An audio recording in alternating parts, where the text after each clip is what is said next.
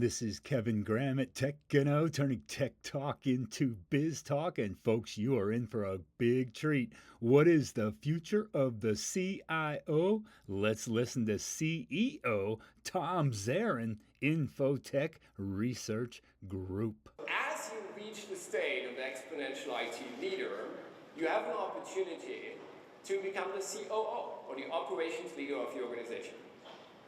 Why?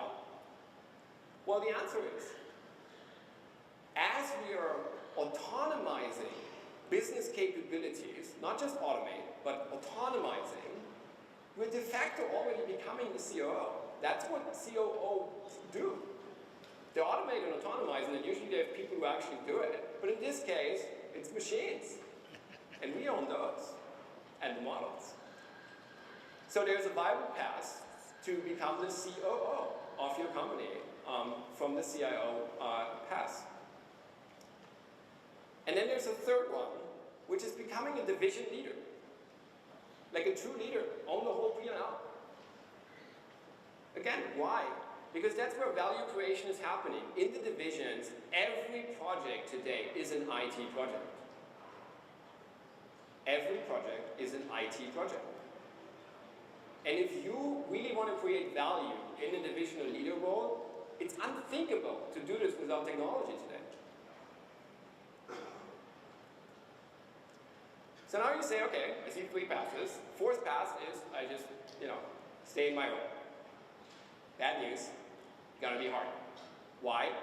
Because think about what I said about all these other hyper-technology leader roles that are currently creating out of IT. Well, over time, they're going to push you down into a technology manager role. Infrastructure and ops, you can feel like, okay, this is great, I'm safe there. That's okay, don't worry about it. But there's two things. Number one is, it really requires from you still to deliver exponential capabilities to your organization. Because the demand is not going away. So even if your role is going to be diminished, your infrastructure and operations still have to run basically as true utilities. And as they run as true utilities, it's going to be very hard for you to defend, merit increases and, more resources and having people actually want to work for you. Because they're like, okay, this is not the exciting path that I want to be part of a growth story.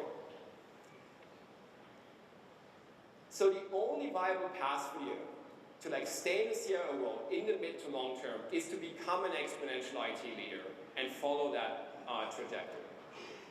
So I said bad news, but there's good news. The good news is that the old joke, CIO stands for career is over, is no longer true. Why? Because there are suddenly pathways that are opening up that weren't there before. So in many cases when we talk to our members, they feel, well, the only way I can grow as a CIO is I have to go to a bigger organization. And then a bigger organization, and then a bigger organization. We know lots of examples of people who have done this. Now, you have an opportunity to continue to grow in your own organization. You don't have to switch. And I think that's a great news. The other great news is last year I spoke about that for the first time in history, there's a viable path from CIO to CEO. But last year I didn't tell you how to actually get there. So here's how. It's leapfrogging from exponential IT leader as you deliver exponential IT capabilities and then become either a division leader or become the CIO, and from there you leapfrog to a CEO position. Why?